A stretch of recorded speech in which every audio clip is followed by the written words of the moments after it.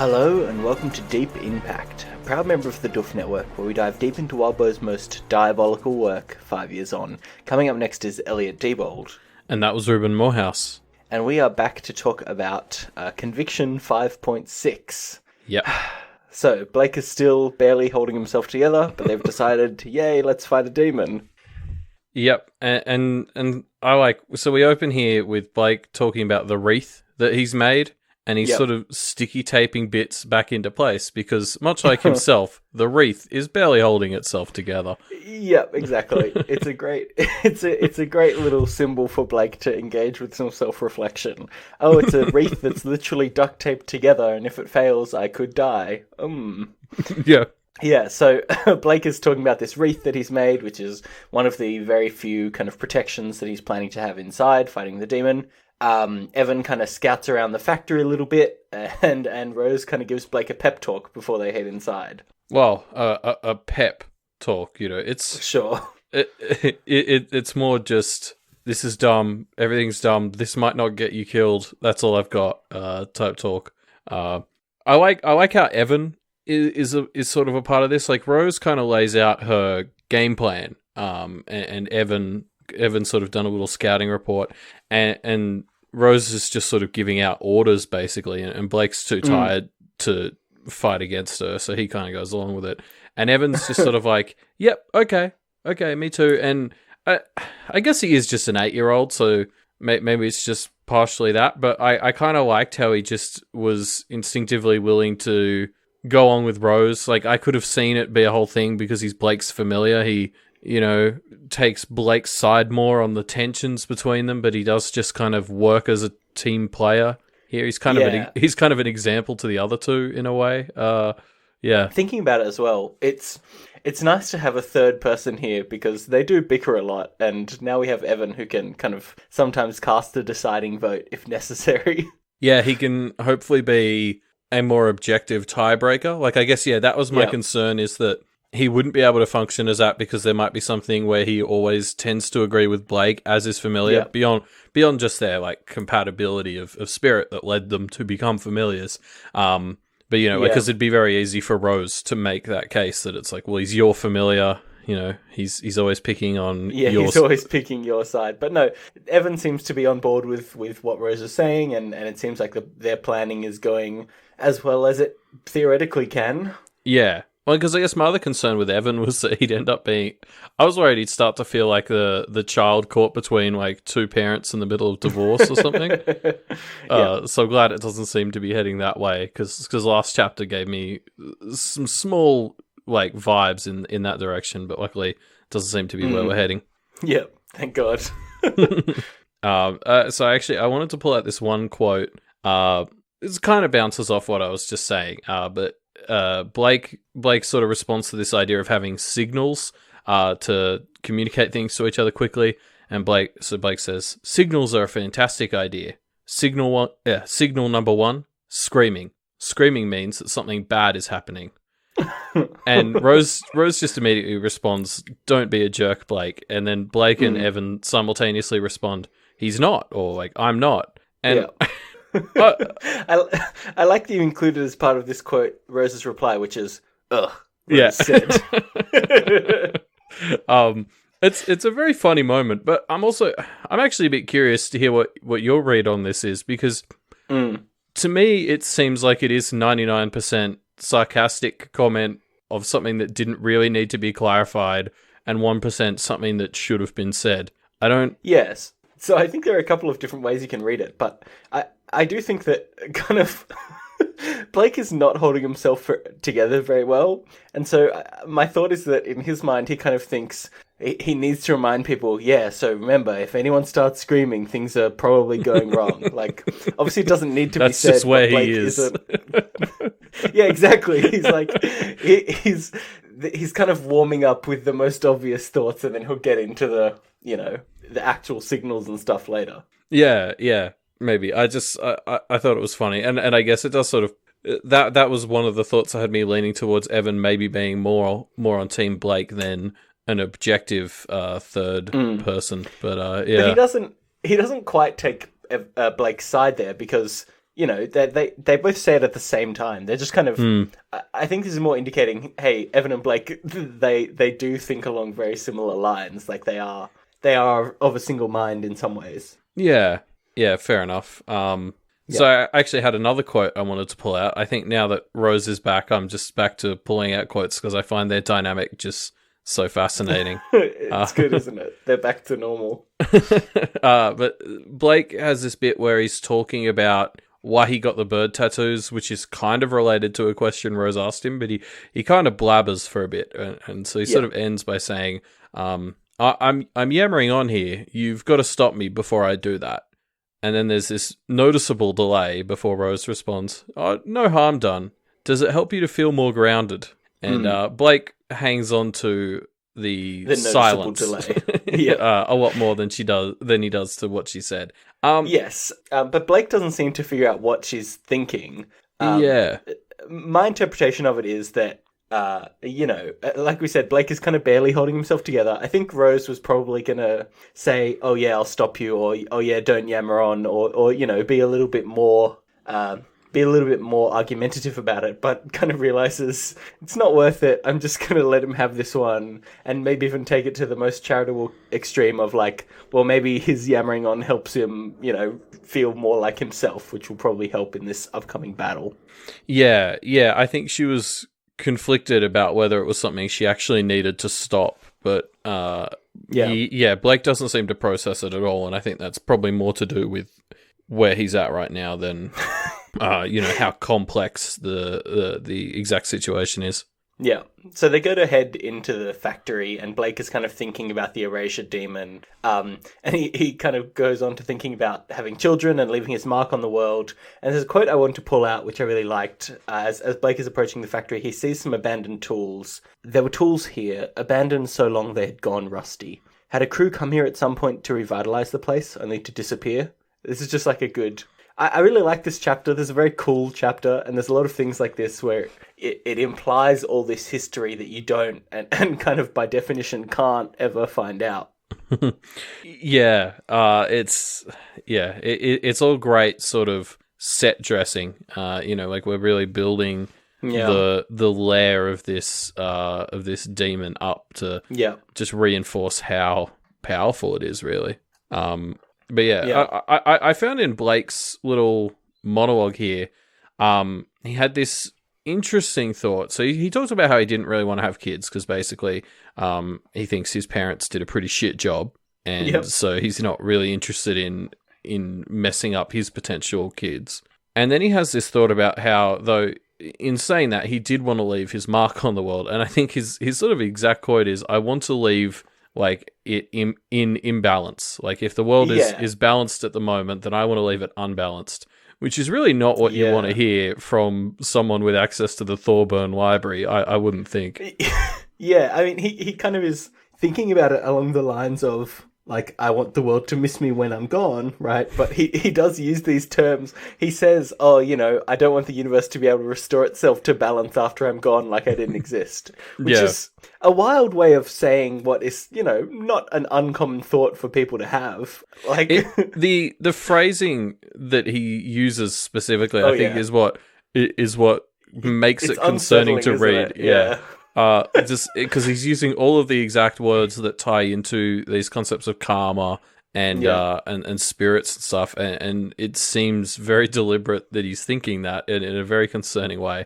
It was just this moment where usually I'm always thinking Blake's doing things for the right reasons usually, but I read that paragraph and I was like, wait, what are you saying? Like, hold on.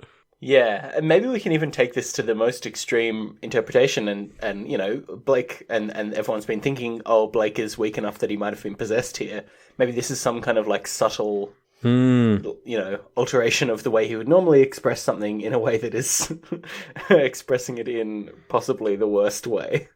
Yeah, I like that. Maybe we are planting seeds for the eventual persona of whatever's possessed him. I also like this bit where he asks Rose if she thinks her mum and dad will miss her, and she's like, "You mean my fake mum and dad from my fake memories?" And he's like, "Yeah." She's like, "Well, yeah, of course they would. Why?" And Blake just says nothing. And Rose doesn't comment, and I'd be very interested to know if she's not commenting because she's confused, in which case she's an idiot. Because I think even out of context, that's a very easy train of thought to follow, given Blake's relationship with his parents. Or whether she just decides that that's not something she should pursue.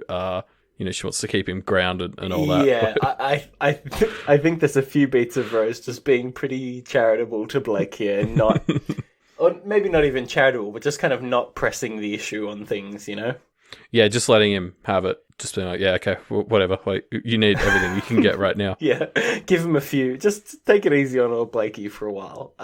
He's about to have a pretty bad time because he makes it inside of the factory and he starts setting up his protections. And, he can kind of feel the presence of the demon around, like feeling the atmosphere of the demon. And he kind of gets all his protections set up and the demon makes an appearance.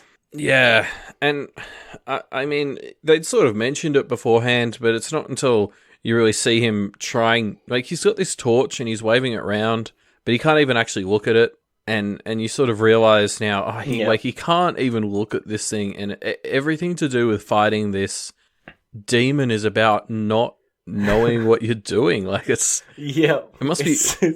It's so frustrating and difficult, and like, I mean, obviously, like jump ahead a bit. He makes it out alive and with the majority of his memories intact, which probably makes him, like, I hope he jots all of that down for someone or anyone else, because that's super valuable to have someone who has fought this thing and figured out some stuff that kind of works on it and hasn't had that information completely erased. Yeah.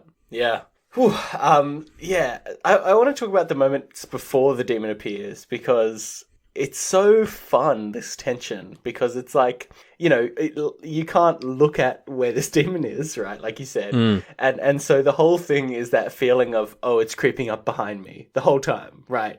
And there's a few moments where it's kind of, Blake, he's been in there for like 2 or 3 minutes and he hasn't seen it, and you're kind of like, where is this demon? Is it going to make an appearance? Is something else more tricky going on? And it just kind of worms its way inside your head of like, what the fuck's actually happening here? You can't even guess. It's awesome. Yeah, and because especially like in that situation, like if you're in this factory and there's some freaky erasure demon in there, you just got to kind of have that sense that something is looking over your shoulder anyway. Oh yeah, for sure. So discerning the reality of your fear and just like the actual genuine fear that you should be feeling would be so difficult. Like, it's. The way he can't look at it directly, I think, is just really what makes this battle kind of frustrating and extra concerning to read. Like frustrating in an intentional, like, good way, because you're sort of like, he can't just like look and see what he's doing. He's trying to figure out how it's doing things based on what he can see out of his peripheral vision. Yeah, and there's, this comes into the description of the monster, which is Blake looks at it, or doesn't look at it, kind of pictures it in the corner of his eye, and it's a very hard thing to picture, because you're only getting half of a description of this creature, and it never really kind of has an analog in our world that you can kind of map it to help yourself picture it too easily. Yeah. I mean, so I'm someone who kind of skips over physical descriptions of people and things in books as I'm reading. Like, I don't know why, but I just sort of tune out. I struggle to make mental pictures of them. Like, to reference Worm, reading the Echidna arc, I didn't understand Echidna's physical description at all. And so as it started getting on, I was like, I think I actually need to understand what Echidna looks like. And so I went and looked up fan art and just used a picture because I didn't want to have to read the description again. And going back, even reading this one a second time, I still don't think I understood what this demon looks like. Is there fan art of this demon? Because I think I need it. I think I actually saw a piece of fan art of this demon, which is wild because, it's kind of intentional that you don't get the full picture of it. Like, Blake can't look at it, and so it kind of has to sit. But it's like undescribed in some ways in your mind. Yeah, I mean, I basically the image I've got, because I had to force myself to slow down and really focus on it on my second read through. It's like this snake made of like limbs. Yeah, is kind of my understanding, but I don't even know if that's accurate. the way I picture it is like a pile of limbs, like a blob of limbs that kind of is dragging behind it this slimy snake trail of like entrails, right? And this one specific description of it that I think is really helpful is it moved like a hand without an accompanying body of its own, using fingers to drag itself along the floor, perhaps. It's like, it's a fun little graphic of picturing, what's the fucking hand from Addams Family called? I can't remember, but... Yeah, I don't remember, yeah. Oh no, I don't know, whatever. I never watched much Addams Family, but the hand kind of crawling, dragging itself along the floor is a fun graphic, and it's easy to apply that to what is basically a spider of limbs, right? Yeah, I guess I definitely I do want to try and get fan art of this because, but you're right. I think it is meant to be intentionally not 100% clear because Blake never gets a clear look at it by. Well, he almost does at one point, but that's not really a good thing. And it doesn't work out too well for him. One other thing I want to call out that I really like about this is that makes this specific thing worse is the description that Blake thinks of for it is kind of explicitly confirmed to be fake as well. Like, Blake has a moment where he thinks there were features on parts to my right that didn't match what I'd seen on my left earlier, as the thing is kind of crawling around him. And it's like this clear moment of, oh, this description that I have of it doesn't even match up with what it looks like now, so who the fuck knows what's going on? Yeah, well, there's some bits that tie into that, that we'll get into soon that have to do with the other people in the room. And his sort of his inability to comprehend what he's seeing because of that, but we'll get to that. Yes. So Rose kind of pulls out a strategy where she calls to the demon, compelling it to say its name, or Rose will show her power, demonstrate her power by naming it. Rose kind of pulls this plan out of nowhere, and Blake is a little bit surprised by it. Yeah, he seems a little bit annoyed that like she hadn't told him that this was a thing that was like common or a tactic that you can employ. It's hard to feel sympathy for him on that front, really. Yeah, like because I mean that's his go-to move is just come up with stuff on the fly and his improper plan. Yeah, and honestly, for all we know, Rose may have actually run this by him and he just didn't really process it and forgot. Like who knows? Yeah, it seems possible, doesn't it? It works. Yeah. I mean, it seems to work pretty well. The demon seems to react to this and kind of... Yeah. The vibe changes. And I don't know. I got this... Maybe this is like anthropomorphizing it too much, but I got the vibe of it kind of realizing, oh, I shouldn't play with my food here. Let's actually, do this. Yeah, it does seem to... Because, I mean, this is the point where it like legitimately just sort of charges him and attacks Blake. And that is a bit of a vibe change from just it seemed to be enjoying spooking him before because like if it really wanted to kill him it seems like it could have done it already, and it tries to now. So it kind of charges Blake, and there's this moment of him kind of being too slow to react to be startled out of the circle, which is what it seems to have tried. But it charges this circle of fire, and its wet flesh kind of is burned and sloughing off and falls on the fire and seems to put out enough of it that it can kind of grab Blake. Blake gets grabbed, but Evan is able to kind of use his magical powers to help Blake escape. And eventually it kind of takes enough damage that it kind of splits off into segments, and a part of it kind of gets into Rose's mirror dimension, and Rose is kind of gets endangered. Blake has to hold a mirror above himself to keep Rose inside the circle with him, and basically the space that they have to play with gets incredibly restricted, both in the real world and the mirror world. Yeah, and so obviously this is the bit as this attack's going on where Blake has trouble processing what he's seeing, and this pays off later in the this pays off later, and especially in a reread, as he realizes this is their companions dying. They brought at least 3 other people in here with them who they don't remember now. Those people are gone. So people, goblins, who knows what they are, but... Yeah, well, at least one was a goblin. That's basically all we know. The others had blood. That's all we know about them. I saw a comment in this chapter that I want to pull out because I thought it was really fun, which was somebody theorizing that some of the empty council seats that we saw when Blake first visited Conquest were people who actually were with allies to Blake. Like not all of Conquest's council was enemy to Blake, and some of them actually helped out and didn't work out so good for them, which is a very fun comment. Yeah, I like that. Yeah. Because, the only people he remembers are the people who didn't want to help him. Yeah. It'd be interesting to see if this marks a bit of a turning point in the story where suddenly there are just more neutral or friendly-ish others and practitioners, because it turns out all the ones he managed to get, or most of the ones he managed to get on side up until now, all just got killed. I mean, June and Leonard were left behind, and Blake actually had a bunch of other, tools at his disposal, but not anymore. Well, yeah, we won't ever know, I guess. But yeah, props to Sir Fuente for calling this. We brought that up in the comments in 5.1.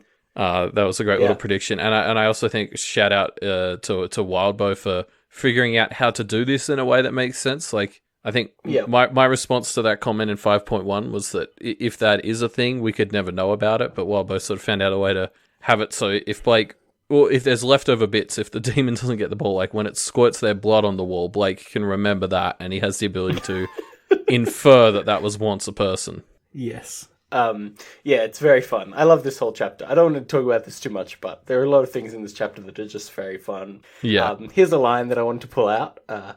Blake says, "It dawns on me," I whispered, feeling somewhat numb, "that we really should have hunted this demon in daylight." It's just a fun little beat of like, oh yeah, this thing's hurt by light. Oops. Also, Blake, you didn't need to fight it right now this evening, you say. Interesting. Yeah. If only someone had tried to tell you that before.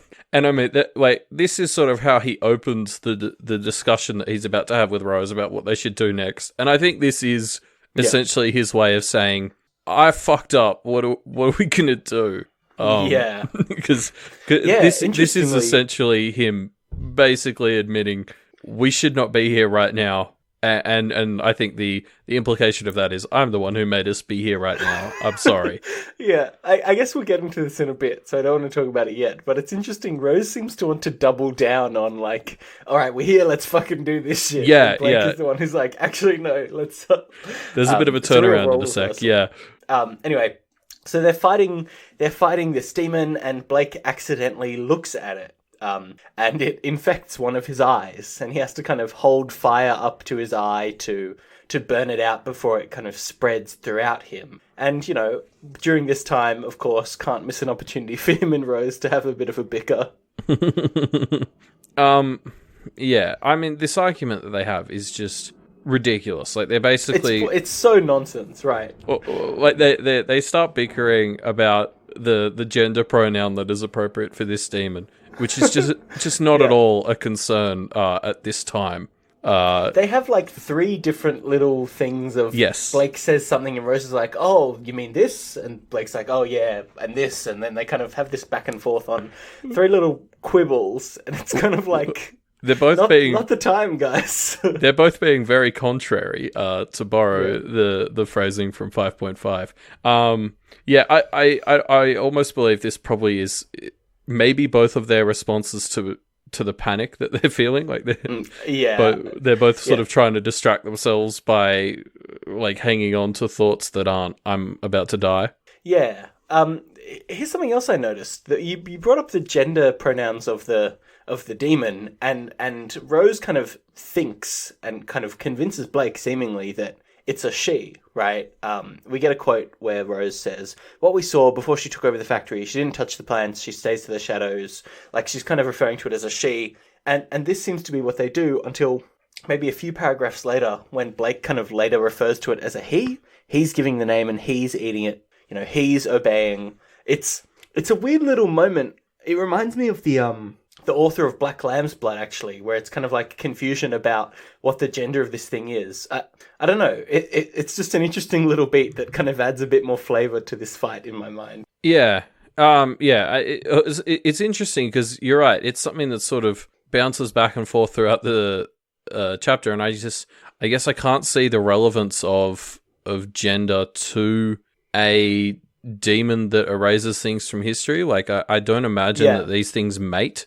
So I guess I can't imagine why it wouldn't just be an it. Yeah. But what the kind of reading I have on it is, it does this thing where it kind of says its name out loud and then eats the ending of its name so that they don't remember it, basically. Yeah.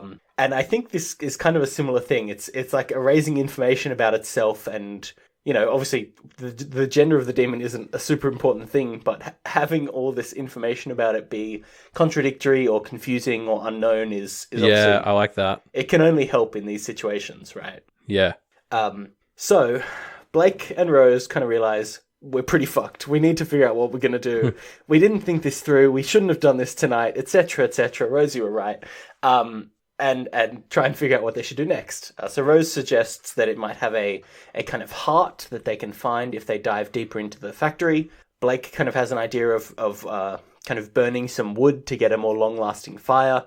And I don't know, he didn't really think it through past that. But Blake kind of realizes Evan has a plan. Just get out. Just get the heck out. Yeah, and I think like this is actually a moment, we just highlighted their little bickering quibbles just now.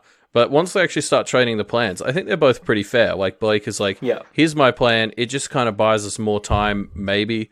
And Rose is like, here's my plan. It involves just doubling down and is super risky, but might actually kill it. And they're both sensible about weighing the pros and cons of both of their plans until Blake just sees Evans and is just like, yeah, this is better than both of ours. Like, let's just do this instead. Yeah. I find it funny that as soon as they both start to think logically and fairly about each other's plans and conversation, they just immediately go to Evan. Anyway. Yeah. Turns out neither of them was right. Yeah. And we get, this is the last of these moments I'm going to bring up with, but we get a little beat where Blake thinks that he has forgotten something to light the torch. He's kind of checking his pockets and realizes, I don't actually have a lighter. And Rose is like, no, that doesn't make sense. Blake says, I don't have anything. And Rose says, you lit the circle. And it's just this kind of moment of Blake genuinely stopping and thinking, I guess I didn't bring anything. Yeah. Yeah, it's, and I mean, it works on reread as well, because again, as you're sort of going through, Blake just comments that the fire lit very quickly, but there's no hints as to what may have done it. Yeah. So it totally adds up. It's great. Yeah. Blake kind of gets an opportunity. He throws Rose out the window, and he has to run about 40 or 50 feet to the door. I mean, not run, because he literally is too beaten up to run. He has to kind of hobble his way towards the door. Evan kind of has been using his body to block out some moonlight and stops doing that, which kind of does a burst of light that the demon overreacts to and backs away. And Blake kind of has a chance to run towards the door. Yeah, well, hobble, I guess. Would probably be a better verb. Amble towards the door. I think he specifically mentions that he's sort of trying to run, but he reckons a normal person would outwalk him at the speed he's going. It's just it's really well written. Like the intensity of Blake arduously traveling, slowest walk. Yeah, this arduous 15-meter chase scene type thing. Or this monumental task of walking 15 meters is really good. But he does it. He makes it out. He along the way has kind of grabbed an arm that was detached from the demon at some point during the scuffle. Yeah, which again, that's that's very valuable. That he got an arm. That's something that they can use to do stuff with, probably. Maybe he can sell that to Conquest. Like, hey, here's the arm. He did it. Here's its arm. Does that count? No, I do think it is kind of evidence that they have that they kind of gave it an honest try, and so I think it'll help out until the point that Conquest takes it from them. But so he has made it out. Didn't take out the demon, but you could presumably use it to summon the demon. I don't know much about summoning and how that works, but having a piece of they might need to know more of its name. You would think. I don't know. Who knows? Yeah, that's true. He's out. He did it. He did it in a sense. He escaped. He survived his own terrible plan. Yeah, well, it's funny because he makes it out. He basically falls flat on his face once he's like safely out of the factory, and basically thinks to himself, I failed. now I've got to go fight Conquest. Shit. Like, it's Yeah.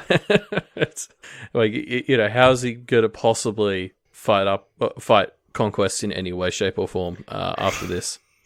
Yeah, it's true. I think, the chapter even closes out with him thinking, I nearly died. How the fuck am I going to do this? Yeah, Blake. Yeah, good point.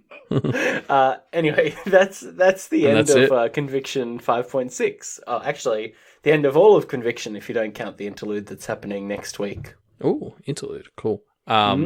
Yes. So for our bonus bit, this time I just want to talk a bit about the demonic choirs that we learnt about last chapter from Rose. We kind of hinted about it. Yeah. Yeah, we basically said we were going to do this. But I think the 7 choirs map pretty well to the 7 days from the creation myth in the book of Genesis.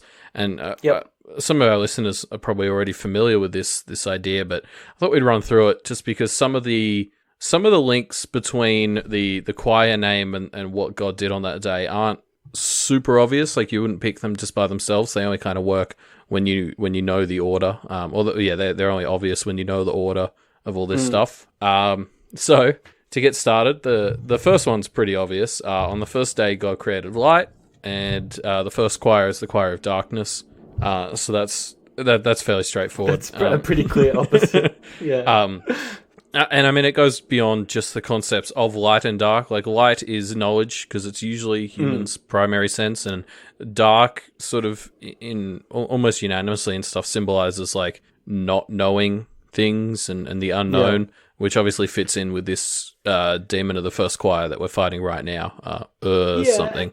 And to extend beyond that, creation is obviously, it's the first day. Now things exist. And so the dark choir kind of counteracts that by being about, not creating things, not existing, destroying in the ultimate sense, as this demon does. Yes, exists exactly. Sorry, because I don't know if I said that in my preamble, but obviously all these choirs seem to symbolize exactly undoing whatever was done on this day by God in the creation myth. Which is fun and something that I don't think many people have picked up on, just because I definitely didn't pick up on it through my first read, and I was reading comments and stuff, so it seems like we've got a hot scoop here 5 years after the fact.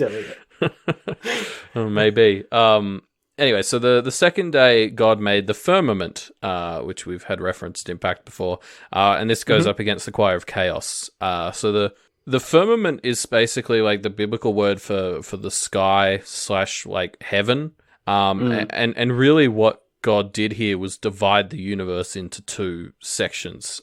He said this part up here, this is heaven, and then down there, that's just, at the time, it was just oceans. And so it's all about like the very basics of order in the universe is sort of how I see what he did on this day. Like, he said, this is tier 1, this is tier 2. And so presumably the choir of chaos is all about disrupting very fundamental orders in the universe, I guess. Like, I'm not exactly sure. At first I wasn't exactly sure how a demon of this choir would operate, but I've actually kind of decided that this might be where Barbatorum would perhaps sit, because he's usually all about targeting powerful figures and bringing them down. So it's all about taking the heavens and bringing them down to earth. He blocks your access to the afterlife, which obviously ties into the concepts of heaven and hell. That's the one that to me kind of clinches it the most. Is he can block access to the afterlife. That perfectly fits chaos as the opposite of the firmament, I suppose. Yeah, and then obviously he can enter domains, which are meant to be where you're sort of your own little god, and there's all these orders and rules around those. So then on the third day, God made the earth and chucked vegetation on it, and this goes up against the choir of ruin.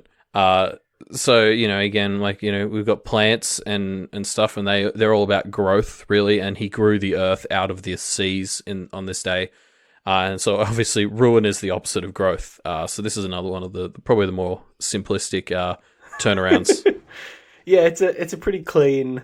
Clean flip, I suppose. Yeah, we've got a bunch of demons who are all about doing the opposite of growth. So presumably, like, demons of the third choir are all about like undermining things. Like I wouldn't be surprised if like global financial crises had to do with demons of the third choir or something like that. Yeah. So then on the fourth day, God made the sun, the moon, and the stars. And this goes up against the choir of madness. And that actually makes sense because Genesis goes into it a bit more. But when God created the sun, moon, and the stars, that's also when he made like the seasons, and he made like day-night cycles. And it was all about adding like rhythm and cycles to the universe. And so, madness is the opposite of having like routine and stuff. Is my interpretation of this choir. Yeah, I see that. I don't know. This one's a weird link to me because I get, the sun and the moon and the kind of natural cycle of things. Obviously opposes madness, which is all about things being kind of out of sync with the natural order, but that is kind of the same as chaos to an extent, right? I don't know. Yeah. This is the one that to me is the least solid in my head. No, I'd agree. This is one of the ones that I think is probably the maybe the biggest stretch by itself. For how I'm currently picturing it, anyway. But I would see demons of the fourth choir here, disrupting natural cycles and sort of, so for humans that might be disrupting sleep. Sure. Like something as simple like that would probably be more something like an imp like Poe's equivalent in the fourth choir would do. Simple stuff like that, disrupting time and things as well. Making places cold in the summer. I don't know, all sorts of stuff like that. Yeah, sure. The fifth one is a bit simpler, maybe because we've seen it in action, but obviously on the fifth day, God made most of the animals, and then we have the fifth choir, which is the feral choir, and so this is what Pose was a spin-off of. Yeah, this is a pretty clean one to me. Yeah, God made all the animals, he gave them all the roles that they're meant to fill in the ecosystems, and demons like Poos come in and they fuck that up, basically. Yep. Just fucks with the natural order of things, makes animals the kings, makes humans the not kings. I don't know. Yeah, well, I wouldn't be surprised if they also just sort of can wreck ecosystems in other ways.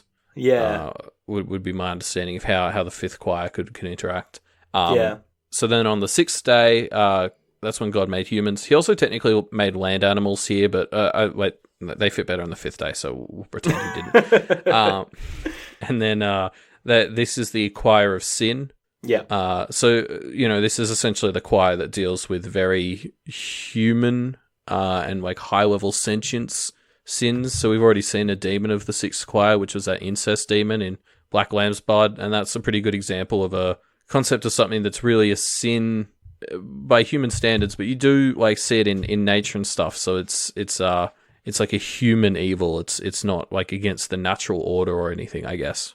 Yeah, Succubus is possibly another example. I mean, they might be the kind of imps of this choir, I suppose.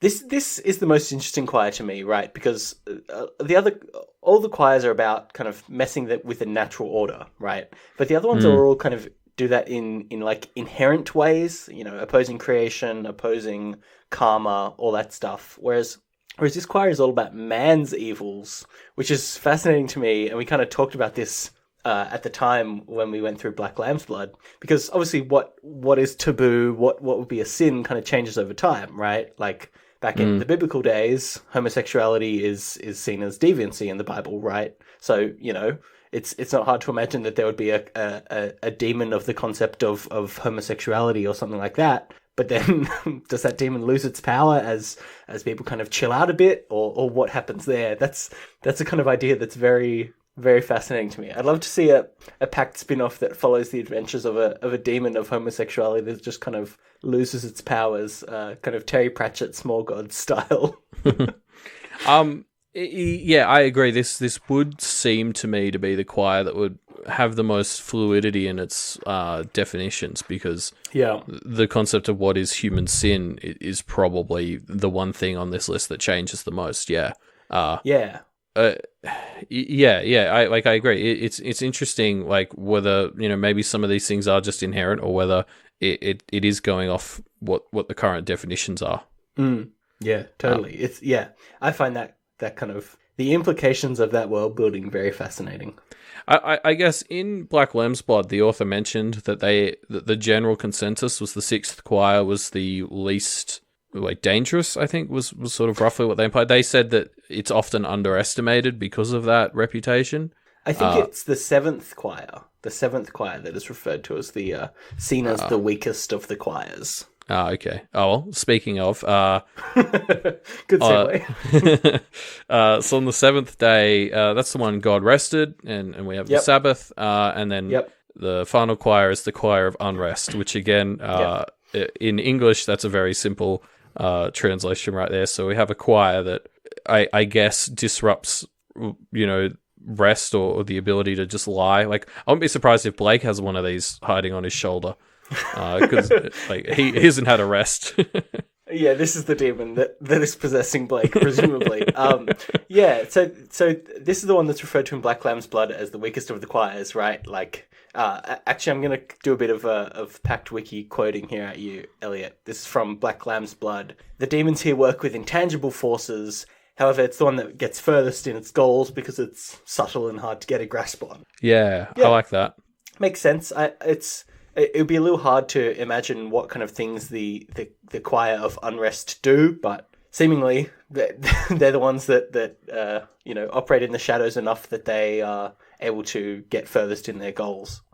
Well, I guess they're probably all about striking when you're relaxed and not expecting it, because that's kind of what the Sabbath was all about, was having your day off where you don't need to worry, and disrupting that would probably be something that the seventh choir might be all about. So the unpaid overtime is definitely an invention of the Choir of Unrest, is what you're saying, Elliot. Yeah, exactly. They have a very strong presence in the game dev industry. Yeah, Crunch Time is an imp of unrest that sits at Bethesda or whatever the fuck. Anyway, so that's a little bit of discussion of the demonic choirs and kind of theory crafting about them based off of the days of creation that they oppose. Very fun. We kind of talked about this last chapter, but I really love finding these kind of links and seeing the seeds of this world building and kind of extrapolating it out into what is hopefully the correct areas for these things. Yeah, like I know I'm only, by arc count, less than a third of the way through this story, but I already feel like I'm going to finish this story with this sense that there's so much more to the world of Pact than we've I don't even think it's a spoiler got to touch to say, yeah, for sure. This is such a rich and deep world already. I don't see how it could possibly feel like Wildbow's touched on everything he could do with it by the end. Maybe this is a good opportunity to plug something that Wildbow's been doing recently, which is running a Pact dice campaign. So if you're familiar with the kind of Weaver dice campaigns that have added kind of additional canonical information to the world of parahumans, you might have heard that Wildbow is doing something similar for Pact. And he kind of is keeping a list of the things that happen and writing out this story as it happens for the players. So it's a fun way to dive into a bit more of the world if you're keen on that kind of thing. Yeah. I mean, I'd sort of, you've mentioned to me that this is happening, but I've avoided all talk of it yes, because you should presumably probably avoid it. I assume Pact Dice at its core is probably full of a bunch of spoilers I don't want. Yeah. But yeah, I mean it is, but it's also full of there's just one of the things I really love is there's there's multiple examples of different kinds of monsters that Wildbow had kind of on the back burner, but never really got a chance to see in the story, and so you get to just kind of experience these other little snippets of Pact, which is fun.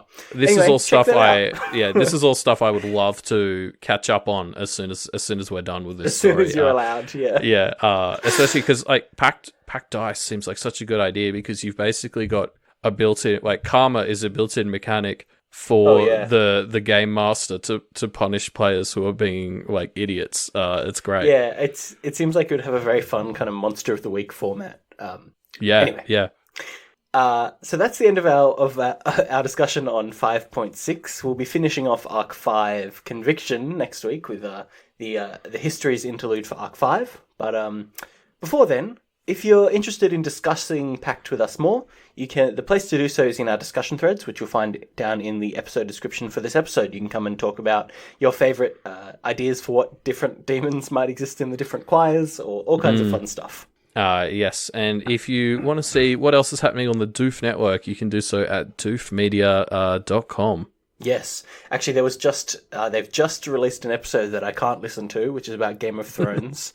Very excited to dive into that one when I am finally caught up. I think I'm halfway through season 2, so a few more seasons to go. Yeah. So obviously this latest Doofcast episode covered the premiere of the new season, and I think was pretty fair of the recent status of the show. But I guess while we're plugging that, we may as well. Elliot. Yeah. While we're plugging that, we may as well mention, as Ruben just said, he is making his way through Game of Thrones, and you can hear both of our thoughts on that over at MediaMDpodcast.com. Game of Thrones is our second most recent episode, I believe. Yes, speaking of MediaMD Podcast, that's our Twitter, at MediaMD Podcast, so you can follow us on Twitter if you want to keep up to date with everything. Also, something that we don't kind of plug enough is follow us on iTunes if you'd like. Review us on iTunes, that would be very helpful. We actually got a great review from Sandwich on iTunes recently, which was very fun. I always love getting reviews and hearing that people are enjoying what we're doing, so, if you like the show, give us a rating on iTunes. Yeah, and it really helps people see us and help spread the word, and hopefully that'll get more people into Pact and into the greater Wildbow community. Yeah. Now, Elliot, if people want to support the show, but they have more money than time, so rather than support us on iTunes, they'd like to do something else that costs money and doesn't cost as much time, what could they do instead? It's a terrible problem to have, and you should head immediately to patreon.com/doofmedia. Yeah, I'm sure it's a very common problem out there. Yes. Head over to patreon.com/doofmedia, and you can help support us and all the other great shows on the Doof Network, and help keep us afloat. Yeah, not just that, if you need a little more incentive, there are a number of rewards that you can get access to for supporting the show. Get access to our Discord, a number of different Patreon tiers that allow you to do all kinds of things, like suggesting things for the Doof Media crew to watch. We've got one for, they're doing one on Avatar: The Last Airbender, which is coming up soon, so I'm kind of brushing up on my season 1 of that, so I'm in the know for it. Also on Patreon, you can find Wildbow's Patreon. If you're enjoying all the content that we talk about, well, it only exists because Wildbow wrote it in the first place, so support him doing the things that he continues to do. And we'll get more great stories like these, I suppose. You can find that at patreon.com/wildbow. Yeah, and apart from that, I guess we'll see everyone on Friday the 26th of April for 5.x. For 5.x. We'll see you then.